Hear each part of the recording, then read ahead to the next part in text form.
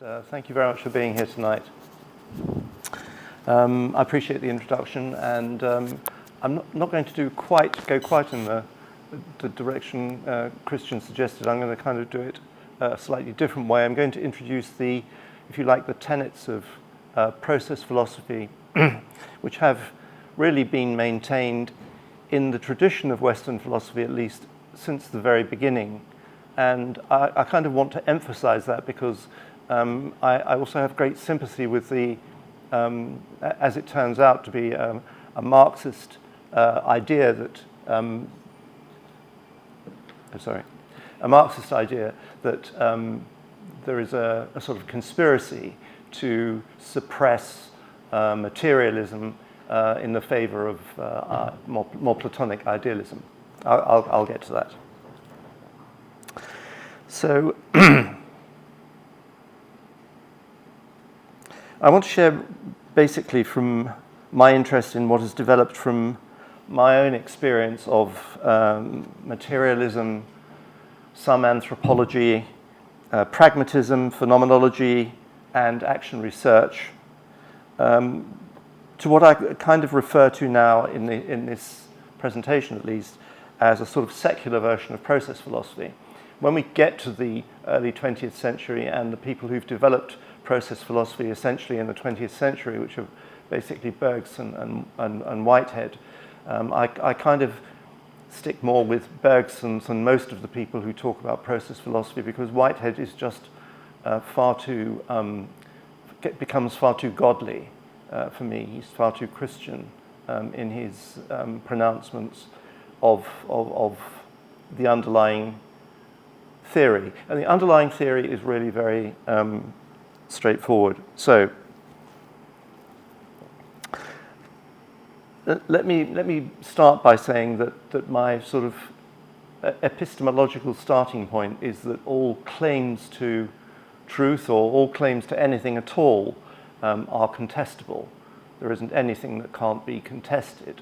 So there are a whole load of sciences that are based on axioms. Maths particularly is based on some extraordinarily troubling axioms which mathematicians aren't bothered about. They just go along with it around zero and minus numbers and various issues about what happens when you multiply a minus by a minus. You somehow get a plus, which is a rule.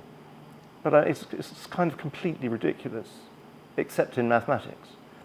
But so I'm coming to it from a more naturalistic perspective of philosophy. So the first undergraduate essay I was required to write in philosophy, undergraduate philosophy, year one, although this is my second undergraduate degree, I did it in my 30s, was an essay called "Do Facts Make Statements True?" And I realized I was going to have a lot of trouble with this subject. And I have had a lot of trouble with philosophy as a subject. I'm not regarded by my philosopher friends as a real philosopher because I didn't really have that sort of... I couldn't do that training. I couldn't go through what Hannah Arendt calls the deformation that philosophers go through in order to think the way that they particularly think. I'm not trying to be insulting here. I'm just being open about my own limitations, that I can't do that. I simply can't do it. So you'll have to bear with me on any... If you find any weaknesses, then I apologize for those in advance. So the answer to it, if do facts make statements true, is of course, well, in the Western tradition they do, because we argue using logic and language in a way that facts are used to turn arguments into persuasive truths.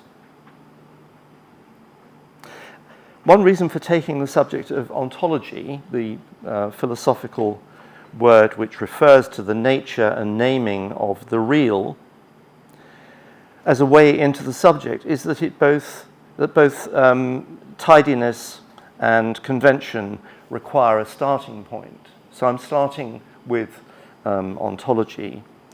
And my starting point is a fundamental secular processness of everything. Just everything is in process. As Christian said in the generous introduction, I mean, we're not really aware of what our bodies are doing. We have developed an autonomy by the age we're about, I don't know, 5 or 6.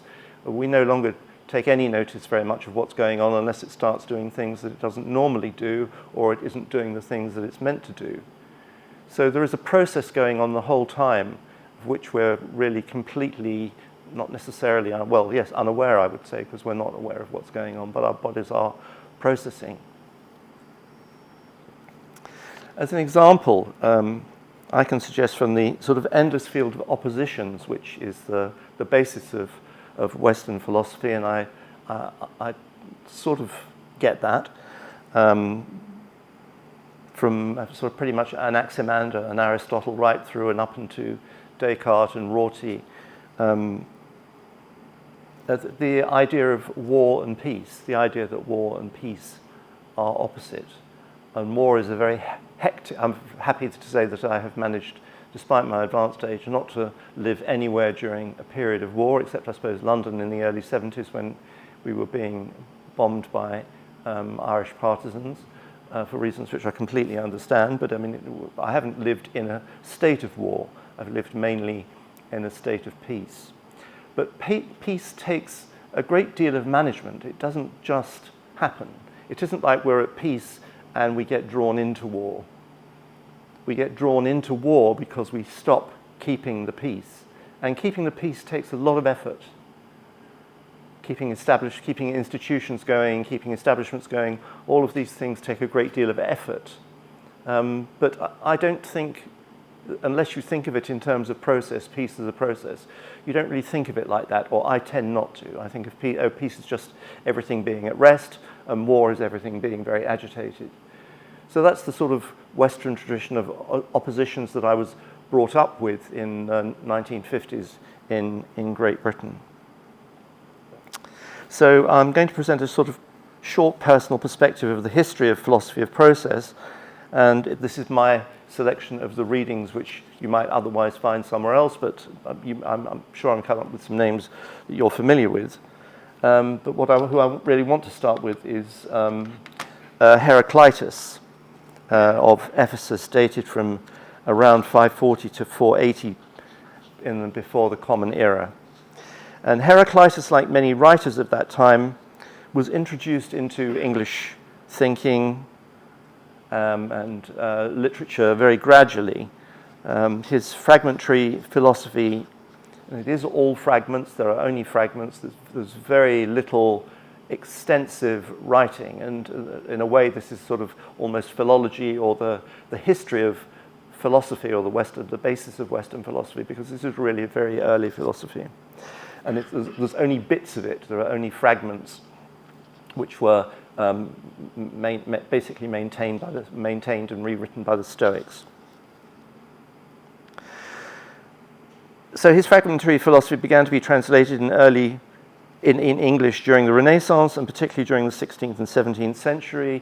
He was thought of as being a dark thinker, and there's references to him in Shakespeare, various references sort of scattered through early English literature, or Renaissance and English literature. As the classical Greek works were rediscovered and translated, of course, he also features because he's commented on by both Aristotle and Plato, who were a couple of hundred years later, and whose works are very much more carefully kept, as well, of course, of the fact that they include the idealism, which he doesn't touch on. So complete English translations of Heraclitus, of all these fragments, were not widely available until the late 19th century, when scholars like Patrick and John Burnett provided fuller and more accessible English translations, and of course interpretations. So there were the fragments of Heraclitus, and then there were explanations of what he meant and how it fitted into what Aristotle and Plato and then others had to say about him, and going back a little bit to those remnants of whatever philosophy there was kind of before Heraclitus. So this is Burnett, who wrote a sort of complete book on Heraclitus. We do not know the title of the work of Heraclitus, if indeed it had one, and it is not very easy to form a clear idea of the contents of what else went with these fragments. We are told that the work was divided into 3 sections, and that was a sort of trope that comes from Diogenes. One of the areas dealt with the universe, so it was about physics. One was political, and one was theological. And it's not really likely that this division is due to Heraclitus himself. Rather, like Aristotle's work is divided into sections which really are sort of self-evident. They weren't named that by Aristotle. He just wrote the whole thing. It's been divided by later librarians. All we can infer from a statement is that the work fell naturally into these 3 parts when the Stoic commentators who retraced his writing and kept his writing going and kept records of what he had to say in hand. So ideas that identify Heraclitus include the claim, and this is the main claim, that everything flows, pantere. You cannot step into the same river twice because the water is always running over your feet, so it's never the same river. So unless you think of the river as a process, you're not stepping into the same river because it's a different river, because you're slightly different and the river's slightly different. So these were the ideas he was coming up with. We must know that war is common to all and strife is justice, and that all things come into being and pass away through strife. I actually vaguely remember that Christian talked a little bit about strife in his discussion late last year when he was talking about humanism. And that strife is basically essential to humanity. That if there wasn't strife, we wouldn't be here. I mean, we're here peacefully, but we've probably all strived in some way or other to be here. I'm not going to try and go into that, but basically strife is there.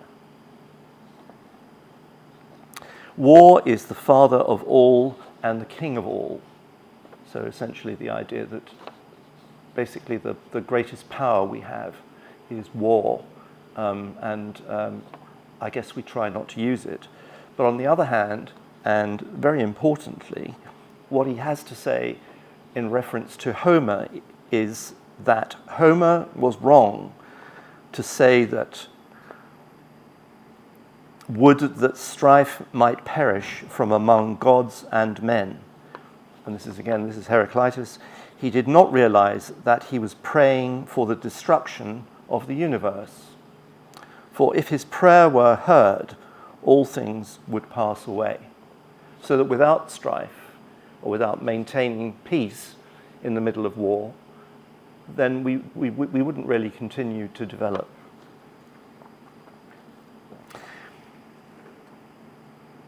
So everything is always changing and coming along, changing, moving on, developing, and passing away.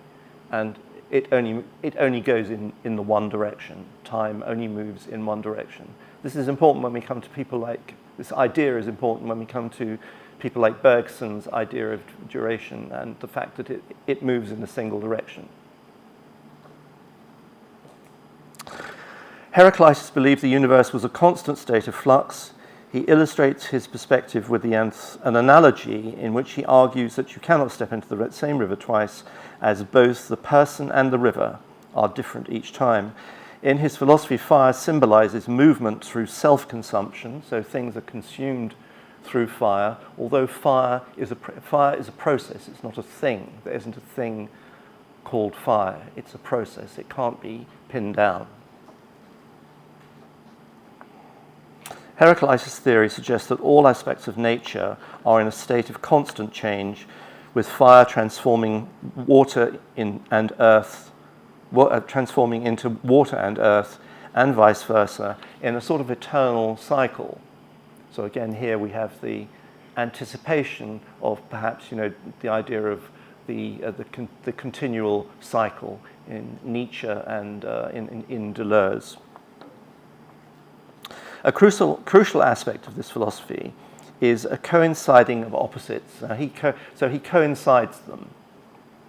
According to Heraclitus, any opposing substance contains within itself its own opposite. This comes out again in Plato's Pharmacy with Derrida.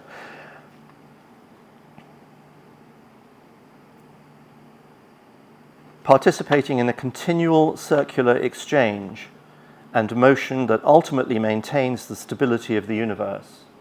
So it's this continuous moving backwards and forwards, this flow. I mean, I get the idea that opposites are kind of going like that, but it's a bit like the particles and the waves in physics, that there are waves and particles in these two things which don't seem to be the same.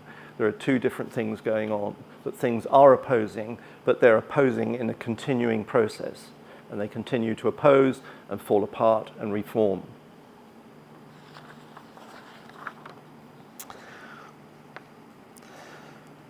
He provides examples such as life and death, waking and sleeping, aging, warming up and cooling off, to illustrate the concept.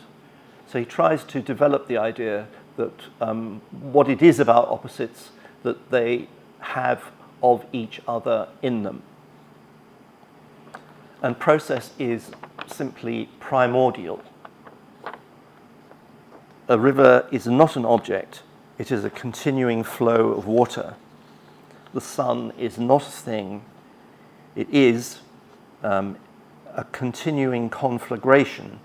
And reading here from a 21st century, late 20th century commentator on process philosophy, Rascher, what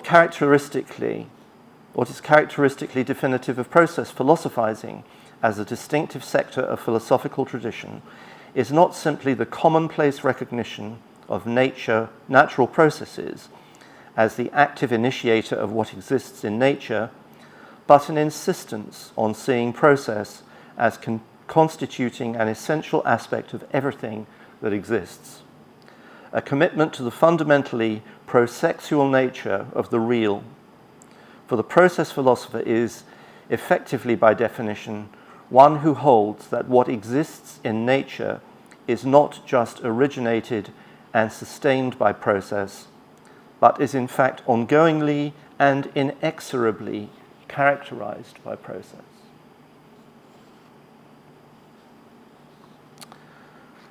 So, I've talked about Heraclitus quite a bit there, but the fact is that it then kind of goes quiet for 2,000 years, basically, apart from the mentions in Aristotle and Plato. He is, I'll come to it briefly when I talk about Marx, he sort of gets completely suffused by, I'll come to it. So in 1830, in Hegel's lecture on the history of philosophy, he actually notes this line. He makes this line. It's the first time we really hear about Heraclitus again in the West. Here we see land. Here's something solid.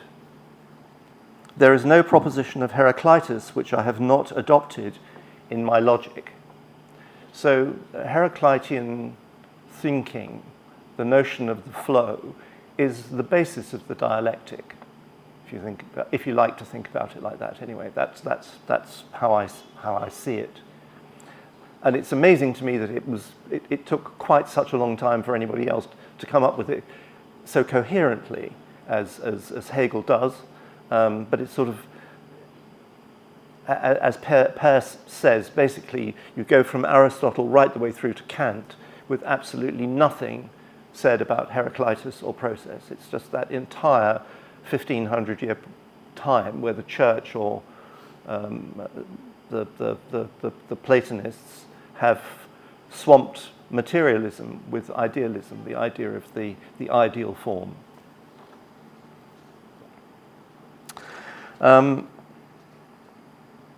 I think this can the claim by Hegel can only be taken as it is written, but it is a significant validation of Heraclitus for the Hegelian dialectic, and the notion of processes interacting with each other and maybe other processes coming along and passing away as part of that really difficult dialectic that you sort of spend 2 out of 3 years in philosophy trying to explain to yourself.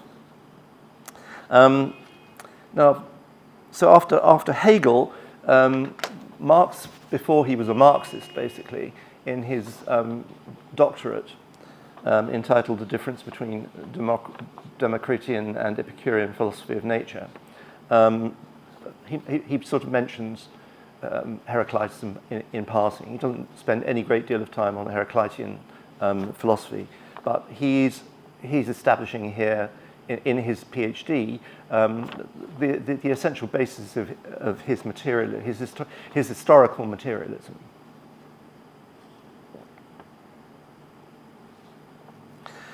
And basically, he develops in the preface to his doctorate a theory about how materialism, the materialism that he establishes between Democritus and Epicurus, has been suppressed or stifled effectively for 1,500 years, mainly by Cicero's interpretation and insistence on Platonic idealism, and then quite rather naturally after Cicero, then the Western Church, basically just hiding the books. The books were either burnt or hidden. All the Stoic stuff has been hidden.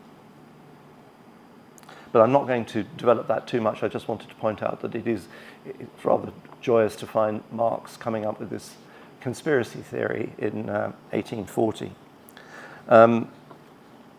Then a big disciple comes along with Friedrich Nietzsche,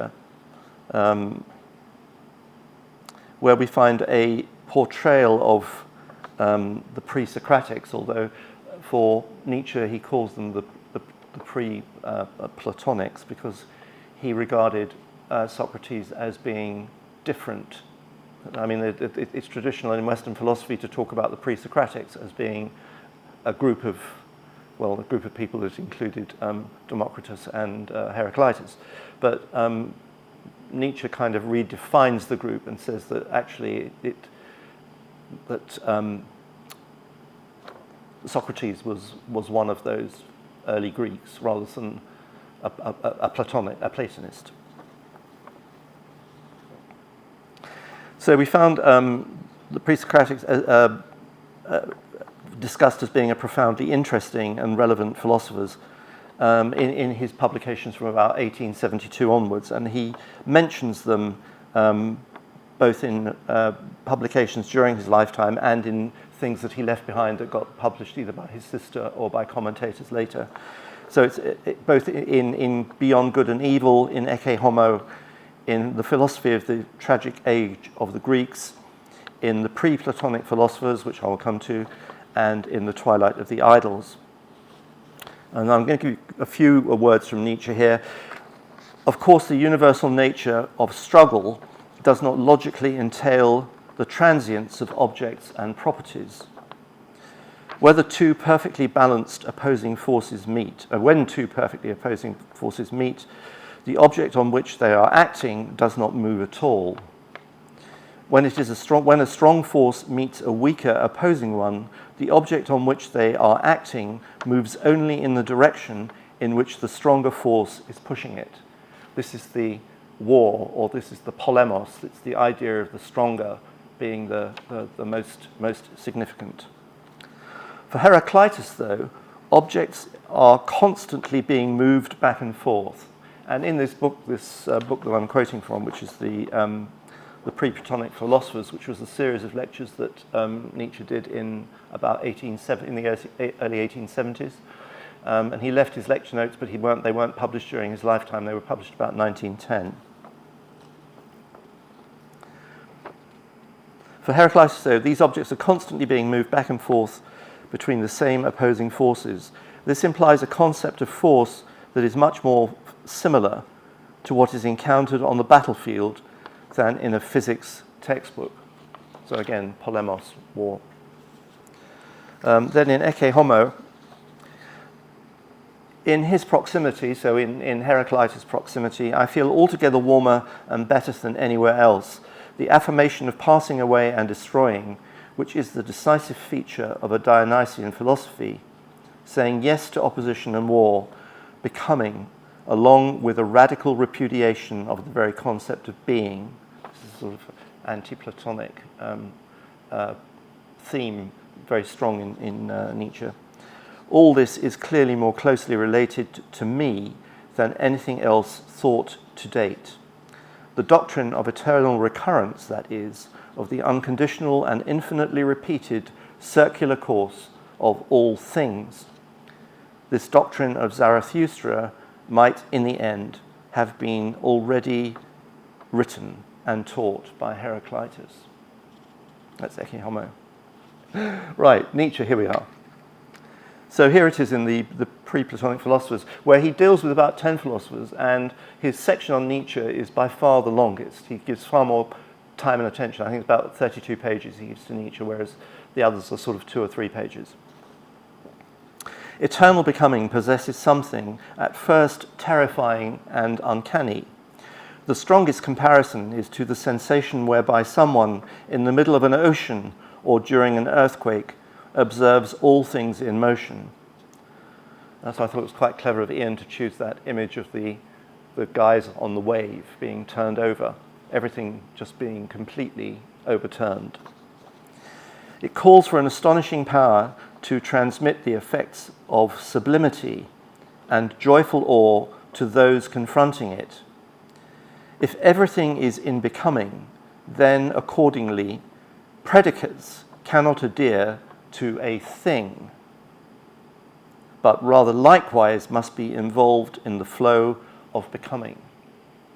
So subject-predicate statements must always be thought, well, I think they must always be challenged. They need challenging, because we think you've come to the end. You come to the predicate, you think that's the end, but it isn't, because the predicate is always in a process. It's always moving on. It's never stationary.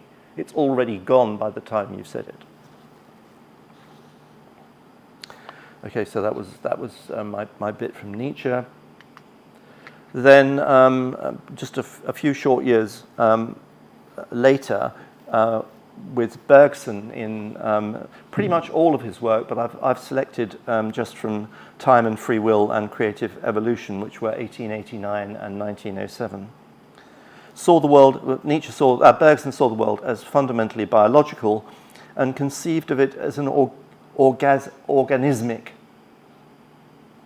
process, understood through intuitive processes.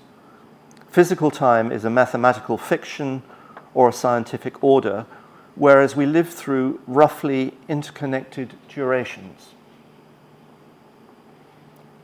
The real is fuzzy or blurred and indistinct. We are all in process. Bergson does not elaborate on Heraclitus, but the Gilles Deleuze's book, Bergsonism, extensively elaborates the intuition and the dialectic from Heraclitus. Again, not with very much reference, but in Bergson. He uses Hegel.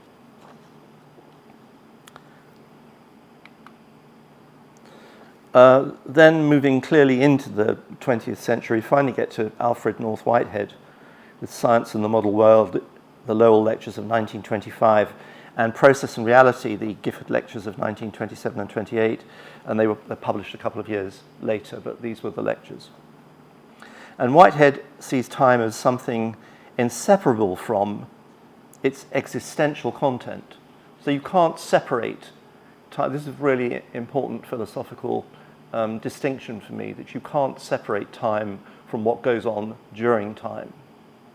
That's kind of Bergsonian fiction time.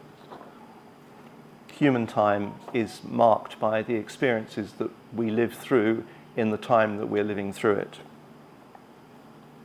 The passage of time and the changes that come with it are a process of perplexing perishing. matched by perpetual emergence in a consecrescence of new realities. So that's Nietzsche's view, Whitehead's view of it. The microcosm and the macrocosm are coordinated and interlinked together in an entanglement of what, again, coming back to Rescher, describes as a seamless web of process. So it's just a huge kind of, to risk using the word entanglement, which I'll come to in a minute, but I mean, it's just a huge entanglement in which we're all playing a part. Whitehead dismisses conventional or orthodox Enlightenment philosophy, basically, and comes out with this wonderful, considering he was the person who wrote the Principia Mathematica with oh God, I've forgotten his name. Anyway, he wrote a very important mathematical book in the late teens of the 20th century. In formal logic, a contradiction is the signal of a defeat, but in the evolution of real knowledge, it marks the first step in progress towards a victory. So logic is really something that we must be very aware of, because it allows us to make decisions or come to conclusions about things called facts, which are simply just dependent on logic. They're not necessarily true, they're logical truths. So rather than when Claude last week was talking about Nietzsche's decision to call truth capable of being moral truth or just regular truth, Whitehead seems to have the idea that the same idea for epistemology. Further, he establishes the fallacy of misplaced certainty, which relies on what appear to him to be a set of maxims or habits. And basically, he divides into seven habits of Western philosophers that allow them to come up with what he basically has described in these lectures, Science and the Modern World, Science and the Modern World. The sort of conspiracy between, I guess from Plato, Aristotle, Plato, right the way through to Kant, and he basically considers that to be an entire block of time when thinking was just basically suppressed by people whose prevalent habits of thought, which he repudiates, as far as it concerns their influence on philosophy. And this was first the idea that you must distrust speculation. Speculation must be distrusted. That language must be trusted. Language cannot be trusted as an adequate expression of propositions. It's an abstraction. We use language to try and talk about the real to each other, amongst other things. But I mean, basically, language is an abstraction. It isn't the real. It's what we use to talk about the real. The mode of philosophical thought which implies and is implied by faculty psychology. Subject-predicate forms of expression. So again, he's ruling out, but just saying that that's just should just be set aside. Not that it's not saying it right or wrong, just saying it should be set aside. The doctrine of vacuous actuality.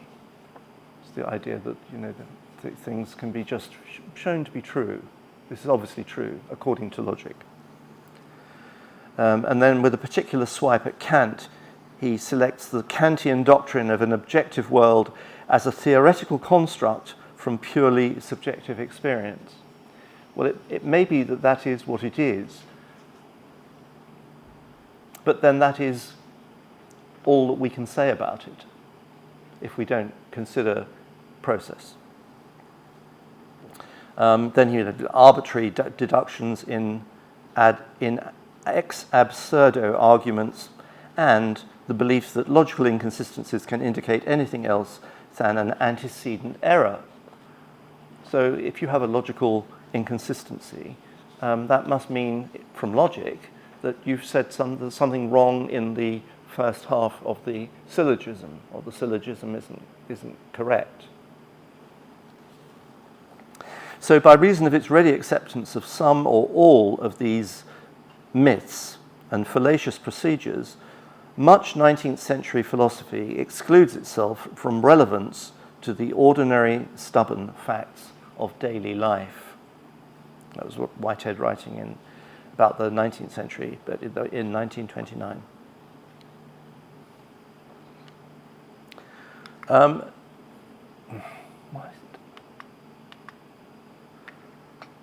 So, just to sort of branch out here, having got process established now through Whitehead and Bergson, people are beginning to apply it to different areas of thinking.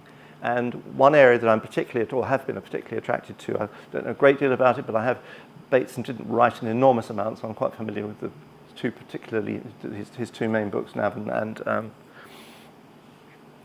and so here he defines schismogenesis as a process of differentiation in the norms of individual behavior resulting from cumulative interaction between individuals. So again, this is, if you like, this is process being turned into sociology. That's my view of it, and it starts expanding out from the middle of the 20th century. It starts spreading out across other areas of thought, including, I would say, already where it's been in physics, because it was already in physics from the time of Einstein at the end of the 19th, early 20th century. I haven't talked about that because I'm not a physicist and I don't really want to try and explore that issue. So, Bateson.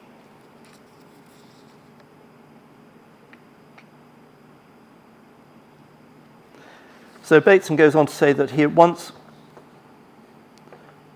it is at once apparent that many systems of relationship, either between individuals or groups of individuals, contain a tendency towards progressive change.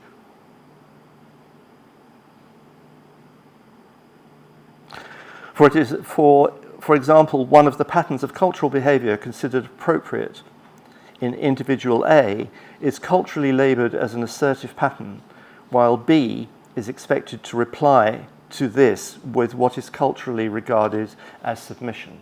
And we could think in terms of him talking here about the different attitudes that we have culturally around the world towards marriage, where in the Western world, or in the American or English world, then it's people choosing their own partners through love and going through a particular sequence of interactions to find each other, and other cultures where the parents can see who is a better person for the person to marry, one person to another person to marry much earlier on in their life, and can establish the relationship that way. So things get set about in a completely different way, and the two ways aren't necessarily interchangeable. One doesn't go with the other.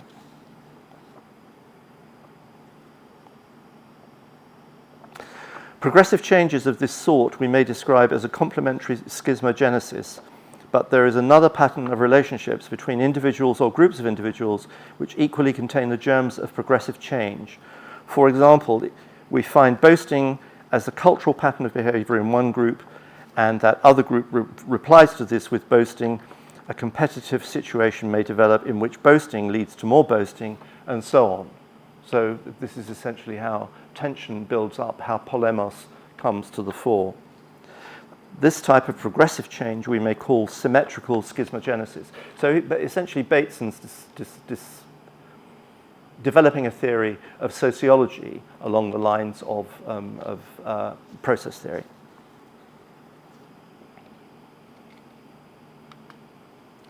So others see Heraclitus in some respect as foundational. So this is a more recent development. We're getting a little bit more up to date now. So this is sort of 1940, with Heraclitus of Ephesus philosophy has found its locus standi.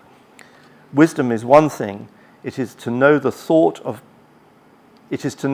by which all things are steered through all things. So this is almost anticipating Heidegger, which I'll come to in a moment. It's the idea that philosophy is thinking about thinking, and it's looking back on process and looking back on Heraclitus here as being essentially the first person to coherently write about the thinking of the thought, about how thoughts are developed about the world, not just simple facts or simple claims to truth, but thoughts about the world.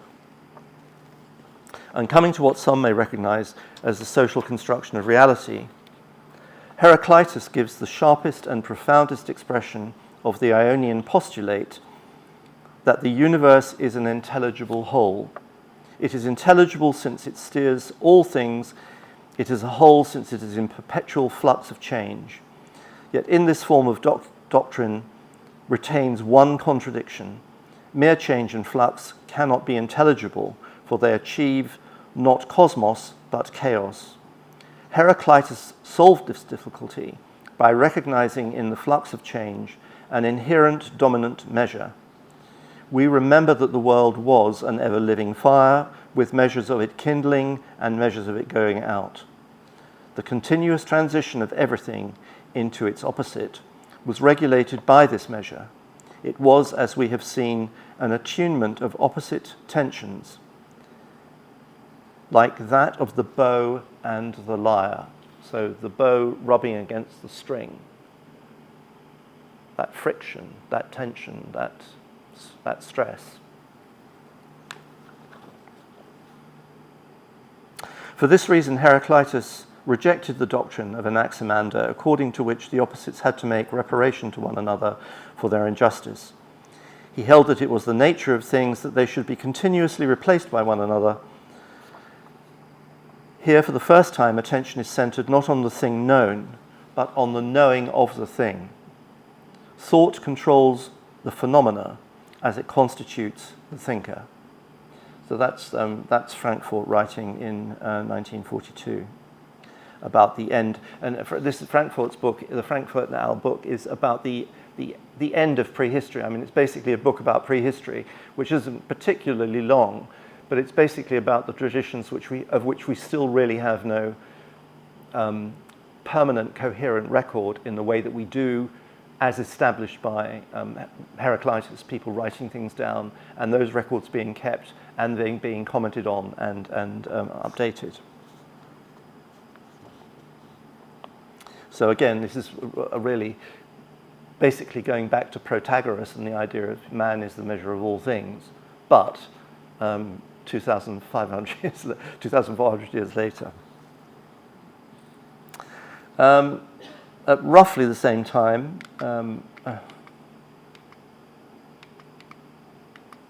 Heidegger, and this is actually a text from Heidegger's introduction to his lectures on Heraclitus. He did 2 lectures on Heraclitus in 1942. This lecture concerns the origin of Occidental thinking. This is the origin of Occidental thinking. The word thinking means here the thinking of the thinkers. Since antiquity, this thinking has been called philosophy. Philosophical thinking is authentic thinking because it is that which in its essence is the to be thought. The to be thought. And thereby it takes thinking as a claim for itself. Thoughtful thinking is essential thinking. The old name philosophy hails from the region of the inception of Occidental thinking, thought in a Greek way, friendship for the to be thought. And that's really where it all begins. And so for Heidegger in these lectures, they're really extraordinarily detailed, as you can imagine. It's like being in time version of Heraclitus, who didn't write very much, and Heidegger turns it into several hundred pages. But really he does make an extraordinarily sound case for process. Right, nearly the end now. So in further developments, I mentioned sociology. I've mentioned here physics and biology, and this lady, Karan Barad, and her book, Meeting the Universe Halfway, Quantum Physics and the Entanglement of Matter and Meaning. And basically, Meeting the Universe Halfway is an ambitious book with far-reaching implications for numerous fields in the natural sciences, social sciences, and humanities. So it's very interdisciplinary, and it's the flowing of process into the other disciplines, which I now think is very interesting and helpful for all of us. Karan Barad, a theoretical physicist and feminist theorist, elaborates her theory of agential realism, offering an account of the world as a whole rather than composed of separate natural and social realms. Agential realism is at once a new epistemology, ontology, and ethics. And that's really where I sort of started from, so I'm going to kind of end with this bit, that it is an ontology. Process is ontological, or has the power to affect how we ontologize, how we see things. The starting point for Barad's analysis is the philosophical framework of physicist Niels Bohr, and she extends Bohr's philosophical views in light of the current scholarship in physics and science studies and the philosophy of science, as well as feminist, post-structuralist, and other critical social theories. And in the process, she significantly reworks the understandings of space, time, matter, causality, agency, subjectivity, and objectivity. And this is a critic on her book, that in an agential realist account, the world is made of entanglements of social and natural agencies, where the distinction between the two emerges out of specific intra-actions. Intra-activity is an inexhaustible dynamism that configures and reconfigures relations of space-time matter. In explaining intra-activity, Barad reveals questions about how nature and culture interact and change over time to be fundamentally misguided. So again, she's kind of redoing the work that Whitehead did, and saying basically, rather than again, as Claude mentioned last week, the cause and effect is pure superstition. We make cause and effect. It isn't there. We see it. We observe it. We use logic to defend it, and it becomes as though it were real, but it isn't. So the cause and effectness is challenged here.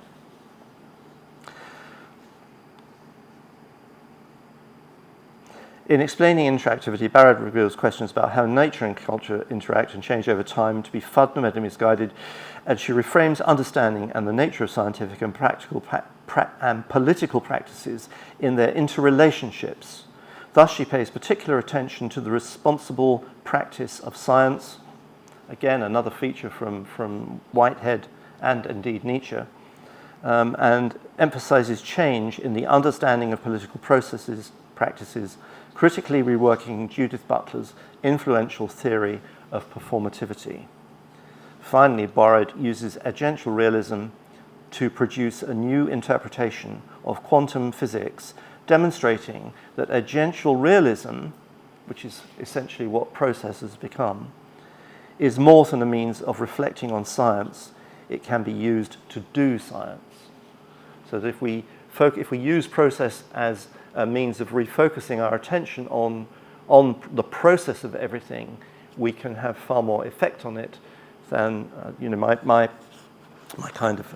It's not going to be. I'm jumping to my closing note here, but I'll quickly come on to this tonight because the humanists have invited me here, and I wanted to try and.